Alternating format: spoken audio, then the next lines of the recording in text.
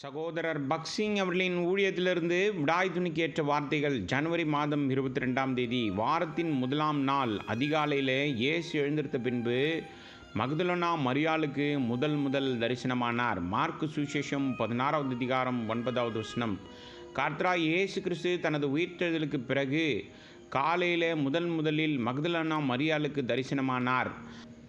அவள் அதிக பக்தி கொண்டிருந்தாலும் அவர் மீண்டும் உயிர்த்தெழுந்தார் என்பதும் அவருடைய உயிர்த்தெழுதலின் மூலம் வெளிப்படும் வல்லமை அவரை நேசிப்பவர்களுக்கும் அவரை நம்புவவர்களுக்கும் உரியது என்பதும் அவளுக்கு தெரியவில்லை. கர்த்தராகிய இயேசு கிறிஸ்து அவளுக்கு அருகில் நின்று அவளிடம் பேசினார். ஆனால் அவள் அவரை அடையாளம் காணவில்லை. அதனால் அழுது கொண்டிருந்தாள்.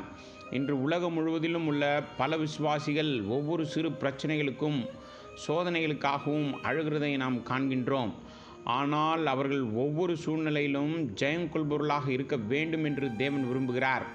ஒவ்வொரு தேவைக்கும் உயிர்த்தெழுதலின் வல்லமையை எப்படி உணர்வது என்று தெரியாதே அநேகருடைய அழுகைக்கு காரணமாக இருக்கிறது. கர்த்தர் மரியாளை பேர் சொல்லி அழைத்தபோது அவள் அவரை அடையாளம் கண்டு கொண்டாள்.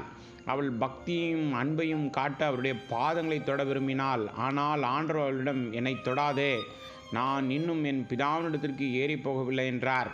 யோவான் சுவிசேஷம் 20வது அதிகாரம் 17வது வசனம். சிறிது நேரத்திற்கு பிறகு மற்ற ஸ்திரீகளை அவருடைய பாதங்களை தொட அவர் அனுமதித்தார். மத்தேயு சுவிசேஷம் 28வது அதிகாரம் 9வது வசனம்.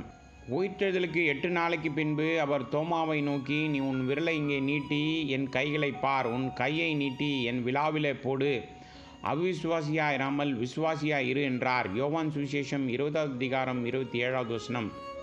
எனவே ஒரு நோக்கத்திற்காகவே மரியாள் இவ்வளவு பக்தி கொண்டவளாக இருந்தாலும் அவளை தொட அனுமதிக்கவில்லை. கர்த்தராகிய இயேசு கிறிஸ்து மகாபரிசுத்த ஸ்தலத்தில் நமக்காக தம் சொந்த இரத்தத்தை செலுத்த நம்முடைய நித்திய பரலோக பிரதான ஆசாரியராக பரலோகத்துக்கு ஏற வேண்டியிருந்தது.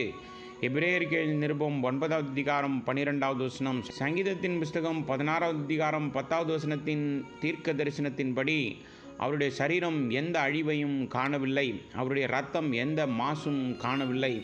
கர்த்தராகிய இயேசு கிறிஸ்து நம்முடைய நித்திய பிரதான ஆசாரியராக தம் கைகளால் நம்முடைய எல்லா பாவங்களையும் நிவர்த்தி செய்வதற்கும், நம்முடைய எண்ணங்கள், வார்த்தைகள் மற்றும் செயல்களால் நம் குற்றமுள்ள மனசாட்சியில் ஏற்பட்ட எல்லா அசுத்தங்களிலிருந்தும் நம்மை சுத்திகரிப்பதற்கும் தம் சொந்த இரத்தத்தை அர்ப்பணித்தார். நாமும் தினமும் உயிர்த்தெழுதலின் வல்லமையை அனுபவிக்க விரும்பினால் முதலில் நம்முடைய தேவைக்கேற்ப அவர் நம்மிடம் பேசும் வரை நாம் போதுமான அளவு அவரிடம் காத்திருக்க வேண்டும்.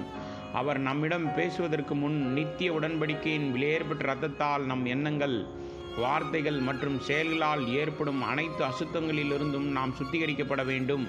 விசுவாசத்தினாலே நாம் அவருடைய விலையேறப்பட்ட இரத்த தெளிப்பின் கீழ் நம்மை தொடர்ந்து காத்து கொள்ள வேண்டும். அப்போது நாம் அவருடைய உயிர்த்தெழுதலின் வல்லமையை அனுபவிக்க முடியும்.